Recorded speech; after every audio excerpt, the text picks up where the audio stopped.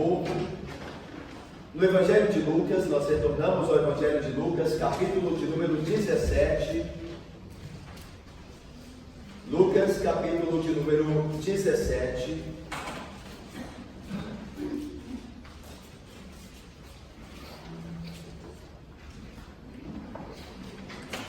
Versículo de número 20 até o versículo de número 37.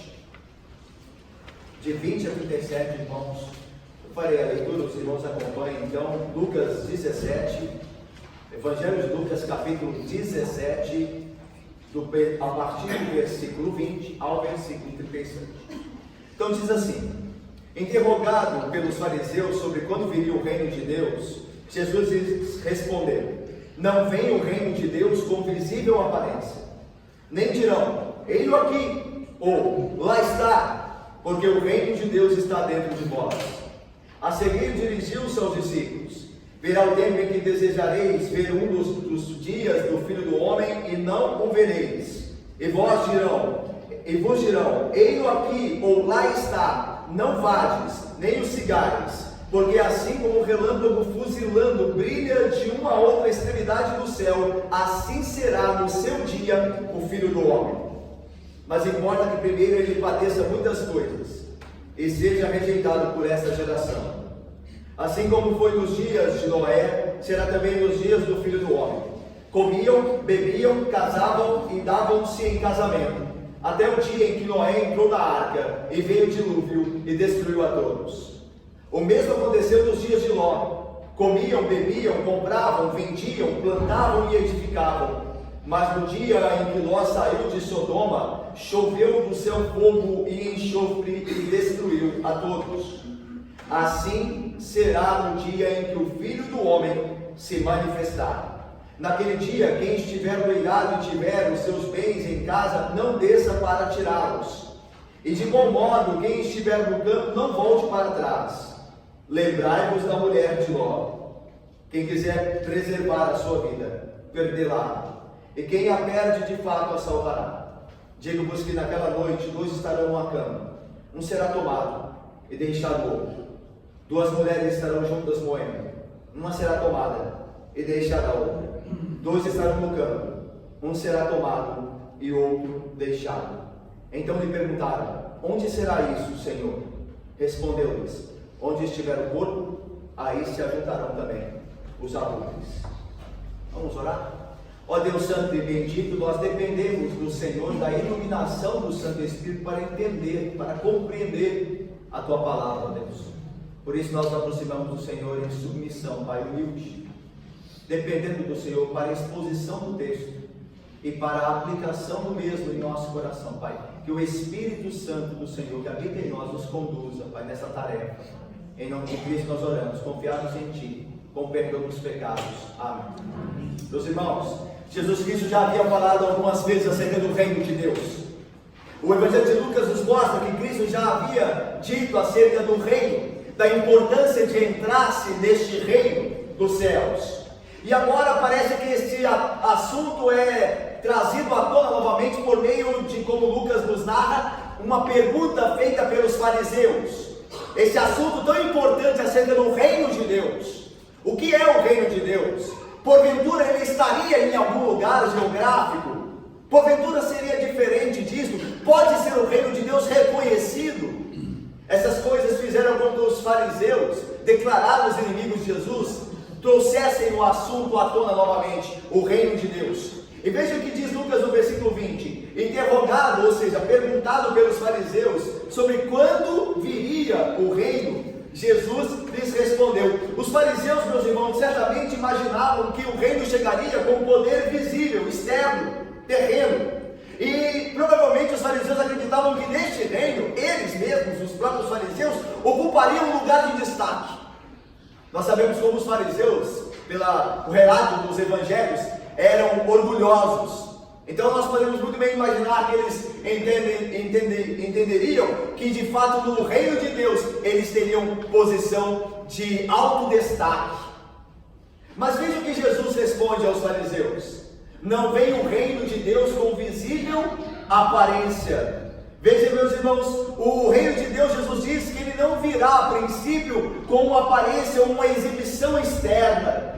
É um erro imaginar que nós podemos agora reconhecer o reino de Deus com aparência externa, com glória externa. Nós sabemos que Deus já reina, que Cristo foi entronizado, mas onde está a glória externa do reino de Deus, do reino de Cristo? Nós não podemos ver. E o que Jesus está dizendo, olha, o reino de Deus agora não vem com visível aparência, com glória externa. Mas veja o que Jesus diz: por isso nem dirão, ei-lo aqui, versículo 21, ou lá está. Não há como dizer, olha, o reino de Deus está em tal local. Nós não ouvimos isso. Ninguém jamais ouviu ou pôde conferir, certificar-se de que o reino de Deus se encontra em algum lugar, geograficamente posicionado. Não.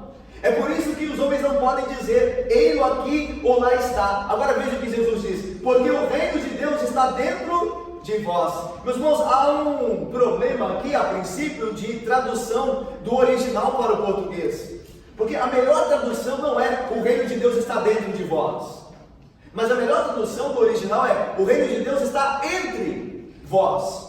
Por que não dentro de vós? Irmãos, porque primeiro que o termo do original grego pode ser muito bem aqui interpretado como entre, como também pode ser interpretado como está na nossa versão, dentro.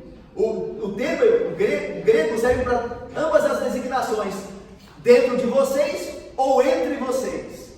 Por que é melhor no contexto entre vós e não dentro de vós? Porque Jesus está falando aos fariseus.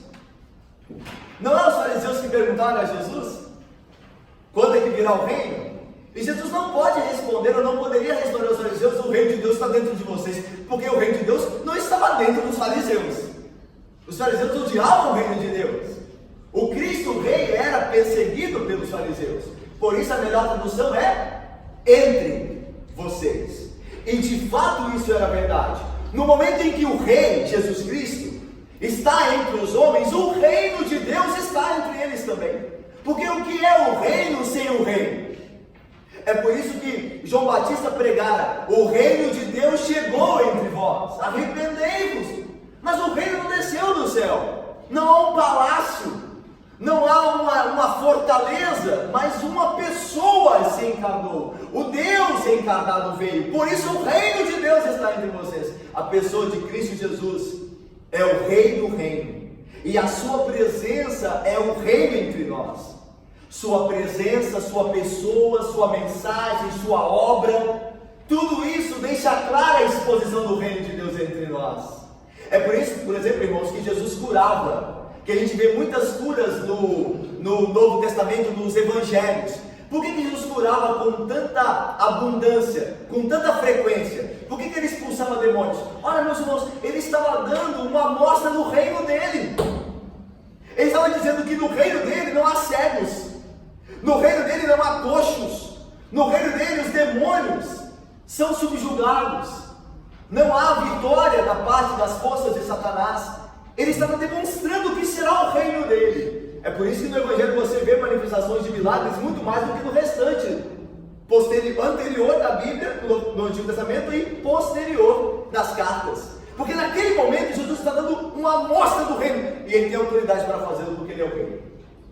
O reino de Deus está entre vós, porque Jesus está entre vós. Ele está acessível. A ideia de Cristo é: não fiquem procurando o reino em algum lugar geográfico. O reino de Deus está diante de vocês, na pessoa de Cristo. Ele está acessível a todo aquele que crê.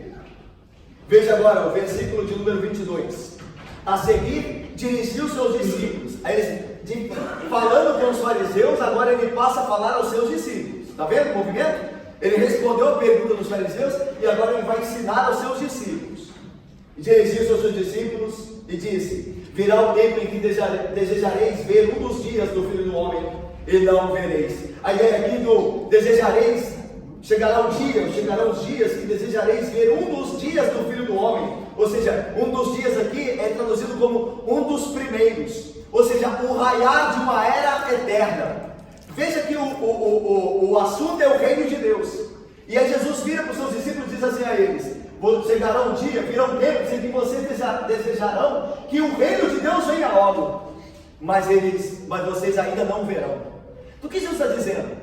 É da perseguição que os cristãos, que a igreja passaria. No meio da perseguição, no meio de toda a tribulação deste mundo mal sobre a igreja de Cristo, a igreja desejaria ver a nova era, mas ainda não chegou a hora. Ainda não. É o que a igreja passa hoje, em muitos lugares. É o que os crentes sofrem por serem crentes. E eles desejam ver o raiar da era eterna, do dia eterno de Cristo, daquele grande dia, do seu retorno. Mas Jesus diz, mas ainda vocês não verão. É necessário ainda que a igreja passe pela tribulação. É necessário ainda, segundo a vontade de Deus, que o povo dele seja aprovado para ser, por fim, pela graça, aprovado diante dele. É por isso que Jesus diz, sobre o reino, responde aos fariseus, ele não é visível aparência, ele não tem gloriosa aparência externa, mas o reino de Deus, eu vos afirmo, já está entre vocês, na pessoa do reino. E aos seus discípulos dizem, vocês desejarão ver o reino, mas ainda vocês não verão, no sentido da sua manifestação externa, visível, porque é necessário ainda que haja sofrimento da parte da igreja para que ela possa ser depurada, como o ouro é depurado no fogo.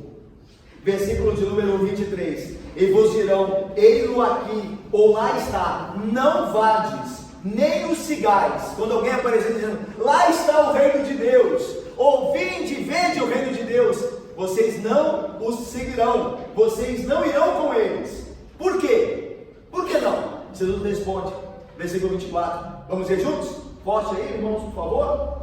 Porque assim como o relâmpago fuzilando, assim será no seu dia o Filho do Homem. Meus irmãos, haverá pessoas que em sua nervosa excitação crerão que o Filho do Homem já veio, ou está escondido em algum lugar. Depois da ressurreição do nosso Senhor, muitos se levantaram nos primeiros anos da igreja cristã, levantando-se, dizendo-se o Cristo que havia retornado. Até entre nós, aqui no Brasil, surgem figuras cômicas, tragicômicas, dizendo que são Jesus ressurreto.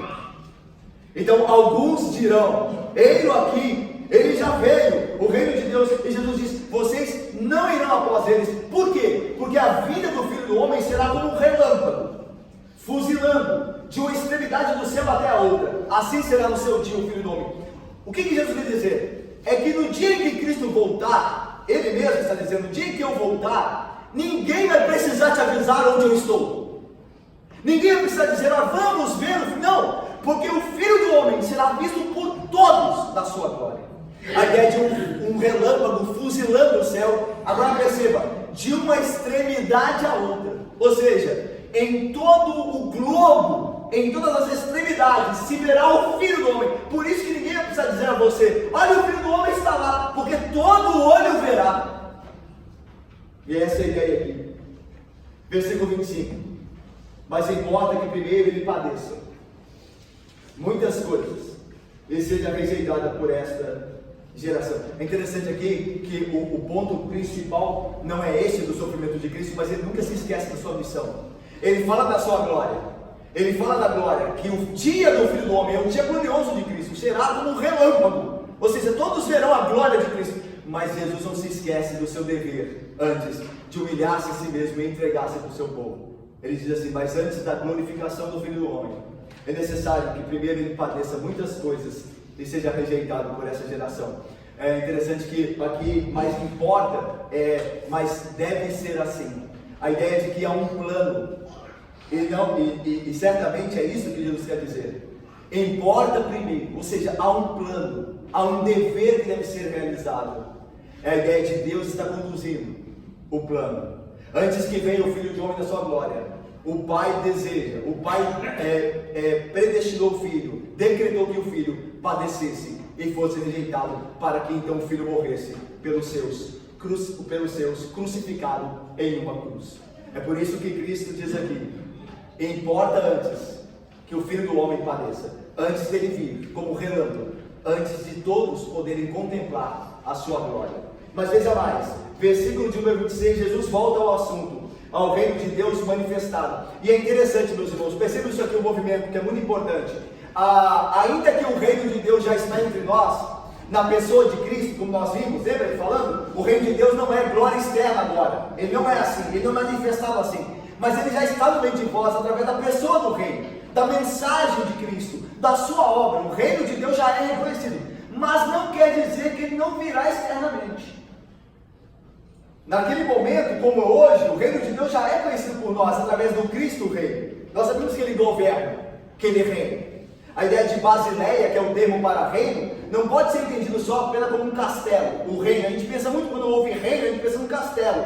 A ideia de Basileia pode ser entendida como governo. Não tem um castelo visível, mas tem um governo. Não tem uma sede do reino de Cristo, mas Cristo governa. A ideia de Basileia é essa, é mais do que geográfica, mais do que visível terrena, é do governo que é realizado.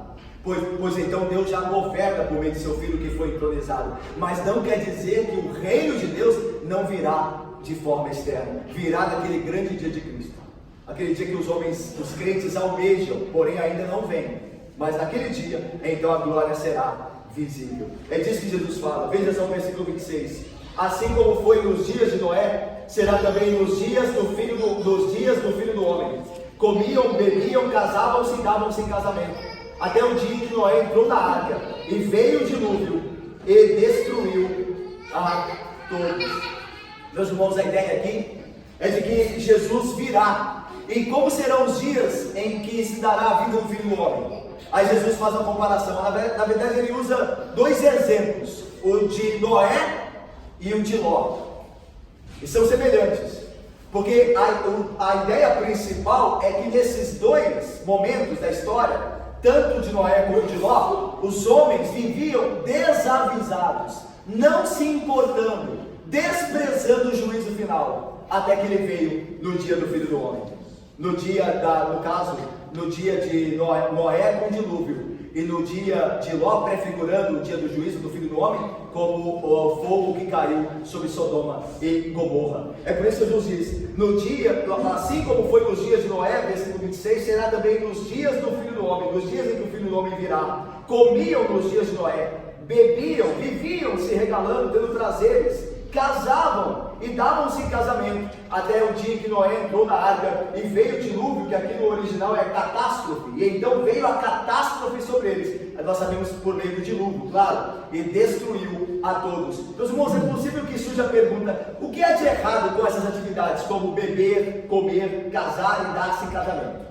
Nada de errado, não há nada. Afinal, por essas atividades, o homem pode dar glória a Deus.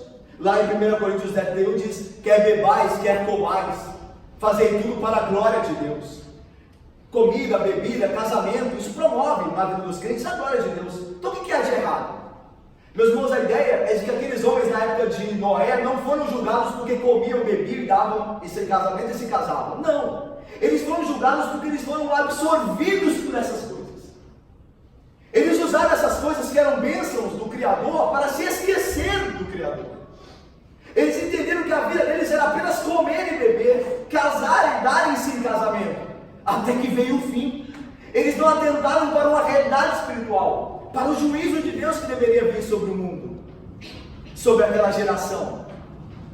Então eles se esqueceram. É a mesma coisa dos dias de Ló, veja aí versículo 28. O mesmo aconteceu nos dias de Ló, comiam, bebiam, e é diferente de casavam e davam em casamento, que é a relação social, é o trabalho aqui. Compravam, vendiam, plantavam e edificavam, pensavam só em trabalho.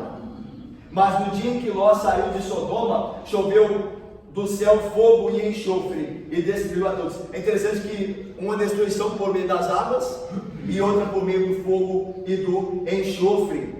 A ideia, meus irmãos, é que assim como nos dias de Noé, também nos dias de Ló, eles viviam despreocupados com o juízo, não acreditavam que o juízo viria, até que o juízo os encontrou, até que a catástrofe também, assim como no dia de Noé, veio sobre eles, sobreveio sobre eles, e choveu fogo do céu e destruiu a todos. É interessante que, tanto na época de Noé, só Noé foi poupado, é uma minoria, né?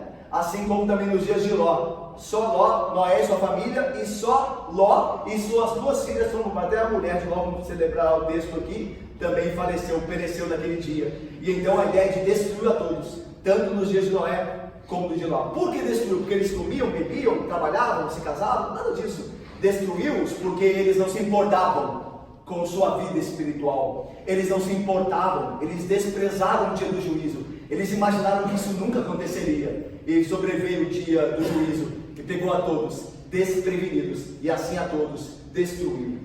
Por isso Jesus termina dizendo: assim será no dia em que o Filho do Homem se manifestar. Assim como foi no dia de Noé e no dia de Ló, assim também será no dia do Filho do Homem. Esta geração má não esperará o juízo do dia do Filho do Homem, como não tem esperado. Assim também será. As pessoas hoje, meus irmãos, nós podemos ver quantas pessoas falam da vida de Cristo em nossas conversas diárias. Quantas vezes você ouve falar que Cristo está voltando? Quando alguém diz assim, é sempre tido como algum lunático, louco, desvairado. Você não vê mais o assunto sendo tratado com seriedade, de maneira sóbria, à luz das Escrituras. Nós não vemos mais esses assuntos, porque o mundo se esqueceu.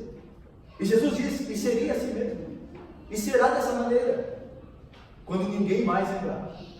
Então virá o fim sobre eles, virá a catástrofe sobre eles. Versículo de número 31. Naquele dia, no dia do Filho do Homem, do juízo, da vinda do reino, com o seu poder e glória, naquele dia quem estiver no eirado e tiver os seus bens em casa, não desça para tirá-los. E de igual modo, quem estiver no campo, não volte para trás. O eirado era o telhado, meus irmãos, ou o teto plano que ficava em cima das casas da Judéia.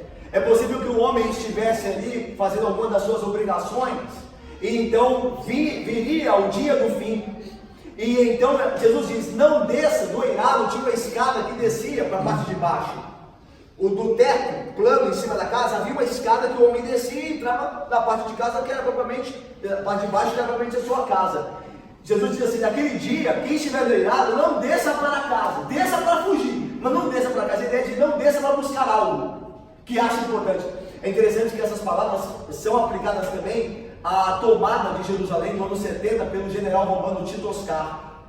Quando Roma de fato toma a posição de destruir Jerusalém pelas suas constantes revoltas, o imperador envia Tito Oscar, um general, um comandante do exército muito poderoso e cruel, a Jerusalém para destruí-la. E naquele dia os homens são todos destruídos. Aí Jesus está falando assim: como naquele dia de Tito Oscar, que virá para vocês, para essa geração virá, assim também será no dia do Filho do Homem.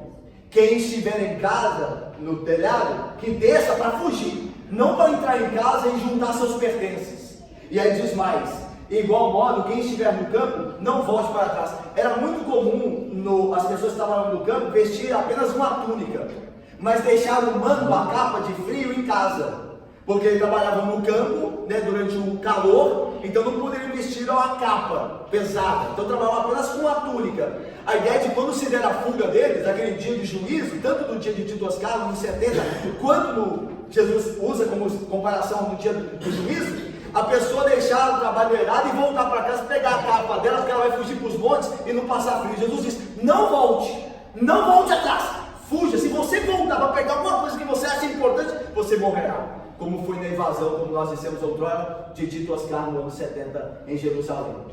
Aqueles que não fugiram logo morreram todos. O que Jesus quer dizer aqui? Ele quer dizer que nós não podemos ter nada desse mundo que nos apega. Nós devemos viver na linguagem do apóstolo, como usando das coisas, se utilizando das coisas desse mundo como se delas nós não precisássemos. Aqueles que se apegarem às coisas desse mundo serão destruídos como esse mundo. Aí Jesus vai dar um exemplo cabal disso. Ele vai dizer no versículo 32: lembrai-vos da mulher de Ló. Lá em Gênesis 19, quando Sodoma e Gomorra iam ser destruídos, está escrito o seguinte: havendo uns anjos levado a família de Ló para fora, disse um dos anjos: livra-te, salva a tua vida, não olhes para trás, nem pares em toda a campina, foge para o monte. Olha o mesmo ideia de Jesus, lembra? Olha, que naquele dia ninguém volte a pegar nada. O anjo lá em Sodoma diz: não olhe para trás, fuja, não te deteias na campina, não pare, fuja, foge para o monte, para que não pereças. E aí a família, o texto diz que a família de Ló então sai, e a Bíblia diz que o anjo teve que arrastar a família de Ló para fora de Sodoma. Se vocês, a gente vai ter tempo de ver isso, o texto é poderosíssimo, lá em Gênesis 19, diz que o anjo estava avisando os dois, avisando a Ló para ir embora, e ele se retia na cidade, ele continuava, até que o anjo pegou a Ló e a família dele e jogou para fora da cidade, falou, vai embora, homem! Às vezes Deus tem que fazer esse conosco. Estamos vivendo em pecado, ele tem que dar uma varada para a gente acordar e olha, acerta a sua vida. É o que fez Deus com a família de Ló. Mesmo assim, a Bíblia diz o seguinte, que enquanto fugiam, diz o texto, a mulher de Ló olhou para trás e converteu-se numa estátua de sal. As margens do Mar Morto, aliás, há uma tese, né, de que Sodoma e Gomorra estão debaixo do Mar Morto, enterradas, por assim dizer. O Mar Morto é o sepulcro de Sodoma e Gomorra, e nós sabemos do alto índice de salubridade de sal do Mar Morto. E nas margens do Mar Morto há montanhas de sal, e é interessante que uma dessas montanhas tem uma estátua de sal, que até hoje, quando você vai na região, eles dizem ser a mulher de Ló. A gente dá uma pesquisada na internet, e a forma é a mesma, é impressionante. Mesmo que já não estivesse lá a mulher de Ló, o que vale é a escritura, certo? Porque essa estátua pode ter sido destruída, ou pode ser adicionado a ela na montanha de sal mais quantidade, e aí sumiu. Mas é interessante como ela permanece na Bíblia como um lembrete. Por que ela olhou para trás? Porque o coração dela estava lá. Se ela amasse a Deus e a palavra de Deus, ela obedeceria. Não olhe para trás, ela se lembraria disso e continuaria, como no caso do justo Ló. A Bíblia chama Ló de justo, o crente Ló. Mas ela olhou para trás porque amava aquelas coisas, teve saudade daquele tempo. Não é assim conosco às vezes? Aquele tempo que eu não tinha as obrigações da igreja, aquele tempo que eu podia fazer o que eu quisesse. O crente não deve pensar assim. Assim prefigura a mulher de Ló, que teve saudade daquela cidade pagã e ímpia, e foi morta com ela, juntamente com ela. Virou uma estátua de sal. Versículo 33. Por isso, olha só o resumo de Cristo, terminando. Quem quiser preservar a sua vida, perdê-la-á, como a mulher de Ló. Ela quis resgatar o passado, quando olhou para trás. Ela queria aquilo de volta, de certa forma. Assim como o povo que saiu do Egito, Israel, quando estava atravessando o deserto, disse, temos saudade do Egito. Lembra? Eles disseram, temos saudades da comida do Egito. Morreram todos no deserto. Olha a mesma coisa. Assim como a mulher de Ló olhou para Sodoma, para trás, o povo de Israel olhou para o Egito. E morreram tanto a mulher de Ló como o povo de Israel no Egito. Porque olharam para trás. Voltaram-se. E quem põe a mão no arado não pode olhar para trás, para não perder a direção. Andar no caminho é o que importa. Deixando todas as coisas para trás, como Paulo disse. Eu deixei tudo para trás, considerei como lixo tudo que eu tinha, para seguir a Cristo e ser dele encontrado fiel. Diz aqui, quem quiser preservar a sua vida neste mundo, perdeu a vida. Mas quem abre a mão da vida deste mundo, olha só, irmãos, quem abre a mão da vida deste mundo, a salvará. Digo-vos que naquela noite, no dia do Filho do Homem, estarão numa cama, 2 deitados. Um será tomado e deixado outro. No dia de Cristo, o juízo será selecionado e não levará em conta laços familiares. Daí a ideia de que estarão ambos na mesma cama. Um será tomado e outro deixado. Tem muita gente, irmãos, que ama o mundo e acha que estando na igreja, numa casa cristã, está salvo.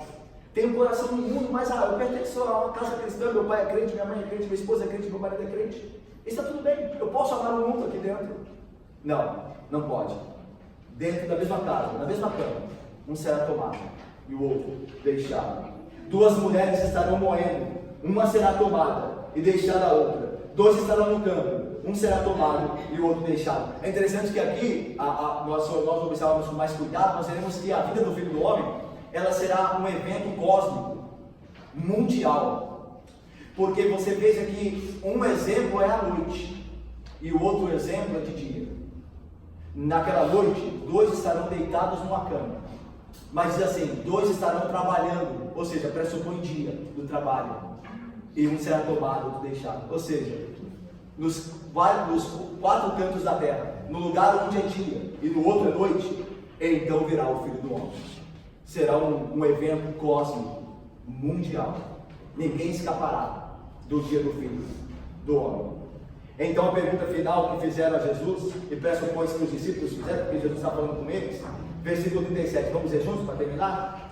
Então lhe perguntaram: onde será isso, Senhor? Respondeu-lhes: onde estiver o corpo, aí se ajuntarão também os adultos. Então lhe perguntaram: onde há de ser a vinda do Senhor? Porque a ideia é a seguinte: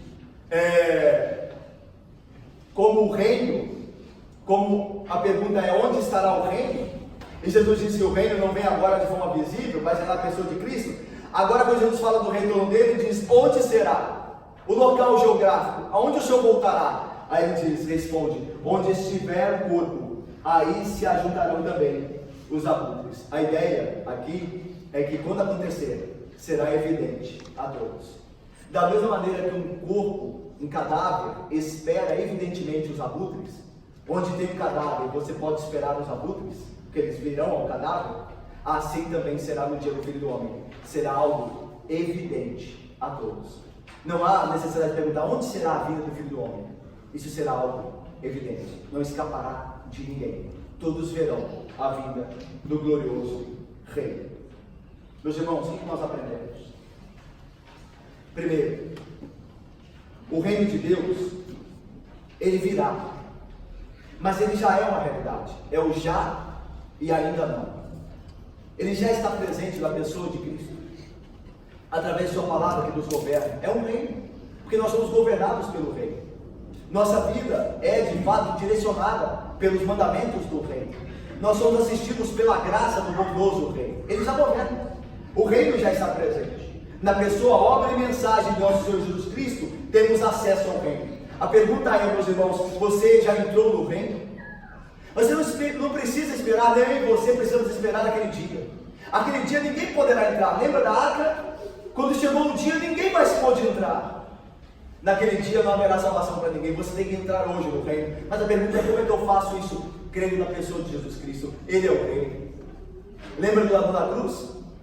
Senhor Jesus, lembra-te de mim quando vieres no teu reino. Aí Jesus diz: hoje mesmo estarás comigo no paraíso.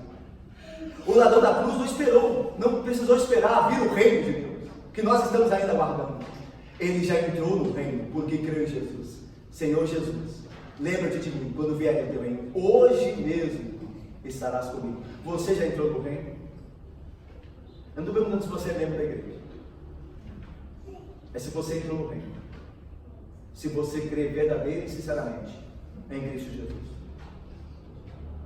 Segundo, nós veremos o reino consumado, mas não agora. Nós veremos, mas ainda não chegou a hora. Portanto, irmãos, nos fortaleçamos na batalha pelo poder do Espírito. O reino ainda não chegou plenamente, de maneira consumada. Ele virá. Tenhamos a certeza. Claro que como Jesus veio a primeira vez, como prometeu, ele retornará a segunda vez. Mas enquanto isso, irmãos, nós estamos numa batalha. Então não esmoreçamos. Há uma batalha ainda ao nosso redor, que ainda faz muitos mortos e feridos aí. Terceiro, o retorno final do nosso Senhor Jesus Cristo se revelará inesperadamente. Nós estamos esperando esse dia vigilantes? Ou o mundo e a sua agenda nos absorveu? Você se lembra do dia de Cristo? É uma constante em seu coração todo dia. Você sabe que está vivendo a presença do Rei a todo instante, que este Rei virá julgar o mundo, ou a agenda do mundo absorveu-te, ou você vive pelas coisas deste mundo e já se esqueceu do reino de Deus que virá. Por fim, os que amam a este mundo serão condenados com ele, serão deixados fora da comunhão eterna de Deus e Pai de nosso Senhor Jesus Cristo. Aí a pergunta é: onde está o seu coração? Onde está o seu coração? Seu destino, irmão, e o meu destino, eles estão ligados ao objeto do nosso amor. O nosso destino está ligado ao objeto do nosso amor. Se você e eu amamos o mundo, nosso destino será o mesmo deste mundo mal. Mas se nós amamos a Deus, nós teremos o destino em Cristo Jesus, o destino de glória eterna e bem-aventurança final. Que Deus abençoe. Amém.